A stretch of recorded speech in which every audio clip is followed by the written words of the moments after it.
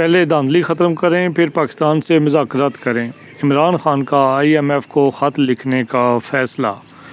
IMF کو خط لکھنے کا مقصد بیرونی مداخلت کو شامل کرنا ہے۔ ملک میں انتشار کی اجازت نہیں دی جائے گی۔ ترجمان نون لیگ پیپلز پارٹی MQM کا حکومت سازی پر اتفاق، پاور شیئرنگ فارمولہ طے۔ جعلی وزیراعظم قبول نہیں، PTI۔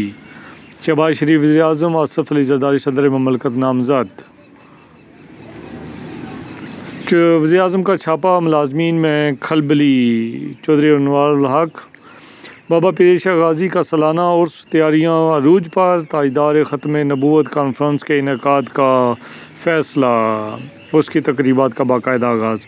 آٹے کا بحران، فوڈ کنٹرولرز کا اجلاس۔ زائد نرخ پر آٹا فروختگی پر ڈیلرز کے لائسنس منسوخی کا حکم۔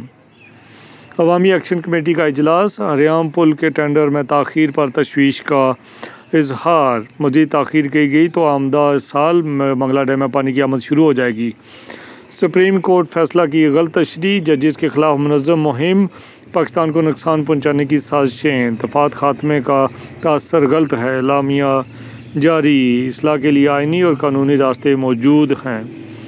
غزہ جنگ بندی پر تنازع، برطانوی اسپیکر نے اراکین پارلیمنٹ سے معافی مانگ لی۔ تنازع اسرائیل حماس جنگ سے متعلق لیبر کی تحریک۔ PTI کا انٹرا پارٹی انتخابات 3 مارچ کو کرانے کا اعلان، شیڈول جاری۔ انٹرا پارٹی انتخابات کے لیے کاغذات نامزدگی جمع کرانے کا۔ IMF کے 26 میں سے 25 شرائط پر عمل درآمد مکمل۔ IMF کا مشن رپورٹ کا جائزہ لے کر پاکستان کا دورہ کرے گا۔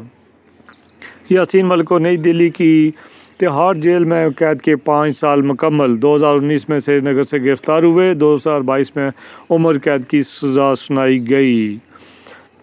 چکن ویسٹیج ٹھیکہ رمضان چغتائی کی سربراہی میں کمیٹی قائم، 10 روز میں رپورٹ طلب۔ چکن فروش یونین کے مودی کا جھوٹا پروپیگنڈا، دنیا کو گمراہ کرنے کی کوشش، فسطائیت کا ڈٹ کر مقابلہ کریں گے۔ انوار الحق۔